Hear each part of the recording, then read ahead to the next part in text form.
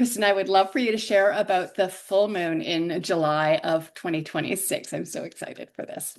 Oh, absolutely. Yeah, this is a significant full moon. It's in Aquarius on July 29th at 10:36 a.m. Eastern Time. And for numerology, that appears on a double Queen of Hearts day with a one energy. So this is a very significant full moon for a few reasons. One is that it marks the beginning of the energetic lead into the eclipses. So it's the 2 weeks before the first eclipse in August. And so that's big energy right there. Full moons bring things to an ending. And the double Queen of Hearts is a very Neptune energy.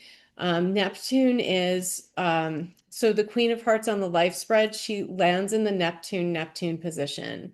So because of that, she's a little ungrounded. And I feel like people may be a little ungrounded on this day.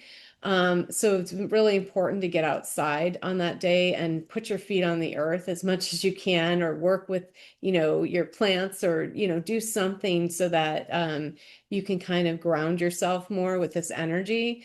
But I also feel like that Neptune is in Aries at this point, and it will be in retrograde in Aries. And I feel like it's going over some of the themes that have happened since Neptune entered Aries earlier this year. And it's going to be shattering some illusions that we may have had up to this point.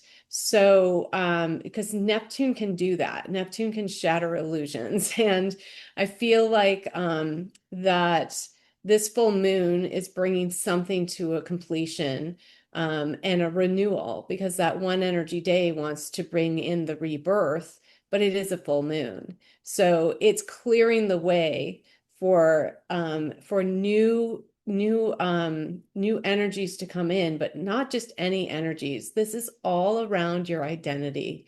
Again, how you love yourself, how you feel about yourself, how you care for yourself. There could be some things showing up on this day in particular about your health.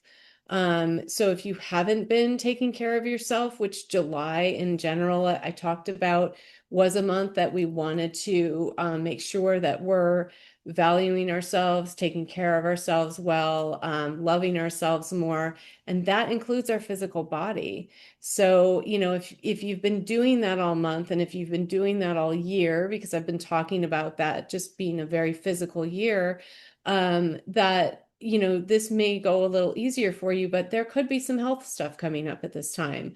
Or it could be relationship stuff, because the Queen of Hearts, hearts are about relationships, and the Queen is all about nurturing others as well as self. It's about pleasure. It's about really the leading with love, strong leadership through the heart. So those are things that are going to come up: emotional maturity, how we care for others.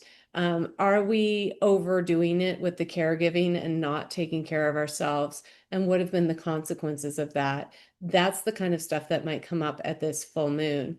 It does land in Aquarius, so I do feel there's an element of the greater good. So that nurturing others, and how are we doing that? How do we want to show up going forward that has more balance to it, that's more aligned for us, that doesn't cross our own personal boundaries and our own needs. It's not about sacrificing and not taking care of yourselves, which caregiving can really go into really easily. So it's being mindful of that balance. And I think that that's, coming through, but there's also the Aquarian energy is very mental. And then the Queen of Hearts energy is very emotional. So I feel like this is going to be a very emotional day, because it's a full moon anyway. And then you bring in that double Queen of Hearts energy, and she is here to learn emotional maturity.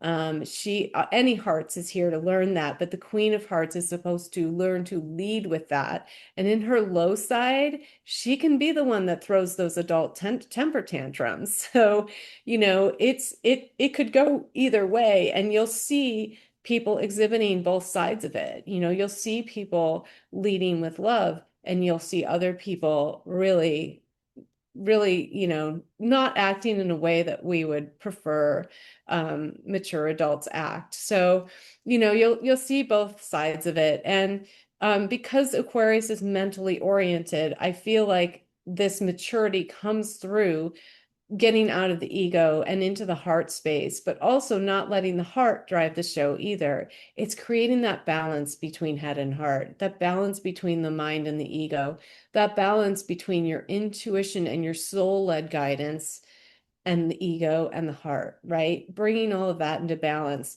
I feel like there may be some emotional clearing going on during this time, insights about relationships and what needs to shift, opportunities to release what prevents authentic connection, because that's been a theme for the whole month with the 8 energy, and being in integrity in your relationships. So, I feel like there's going to be a lot of that going on at this full moon. It's right at the end of the month, and that's going to kind of carry over a little bit into August as we start into that eclipse season. And I feel like what's happening at this full moon is kind of giving us some of the themes that we're going to be dealing with during eclipse season as well. So definitely an important moon to watch.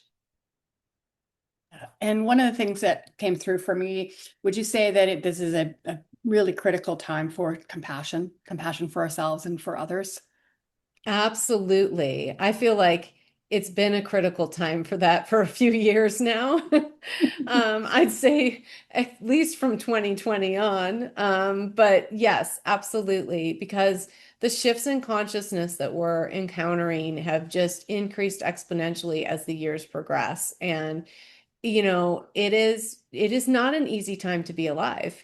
There's a lot, whether you're on the path or not, it's not an easy time to be alive. There's so much happening, and we're being pushed energetically and spiritually into new realms that humanity hasn't been in many lifetimes for us.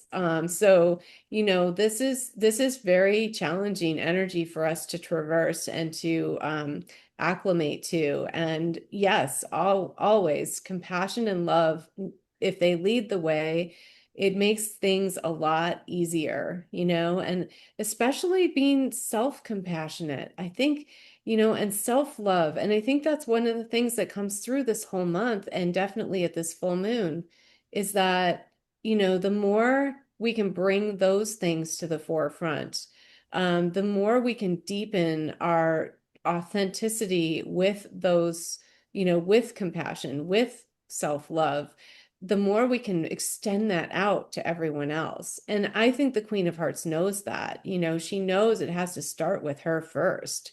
She can't take care of everyone else if she's not taking care of herself. She can't be compassionate with everyone else if she's not compassionate with herself and accepting of herself. So absolutely 100%. Oh, well, thank you. Thank you so much for this insight into the full moon for July. Absolutely, my pleasure.